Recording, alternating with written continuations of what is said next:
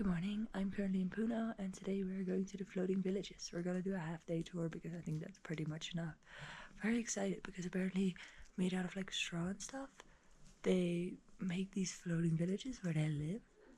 I think it's very cool. It's one of the things that I really wanted to see here in Lake Titicaca. So I'm excited, so let's go.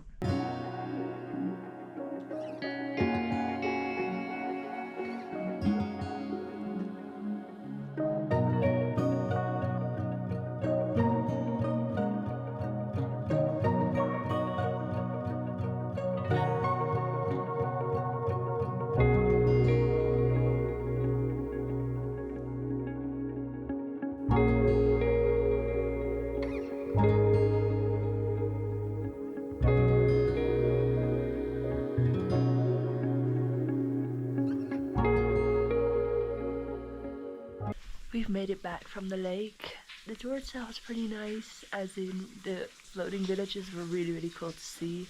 It's like 1 meter below and then 1 meter of reed that they just have to redo, I think every, I want to say 8 weeks. It was really cool to see. You could even dress up and see how the locals live. However, at that point you could take a local like boat that they made to another island, or you could choose to stay.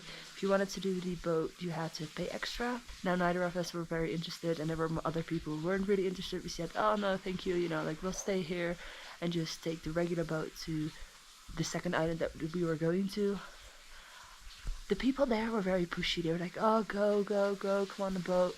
At one point it felt like it was mandatory, so we thought, do we not have a choice?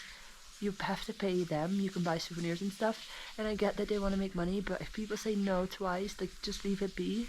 It felt very touristy, and I personally think that I would have liked to do the kayaking tour better, like in hindsight, because with the kayaking tour you can go through the reeds, like on the water, on the lake, and see all the other houses and like little islands.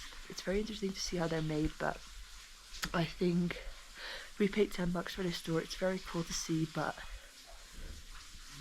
I think there are better tours out there. But that's just my opinion.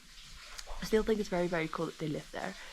So, from what I can remember is that I want to say Spain invaded at one point, and the people they took the people from the land and they had to work in the mine in Potosi in Bolivia.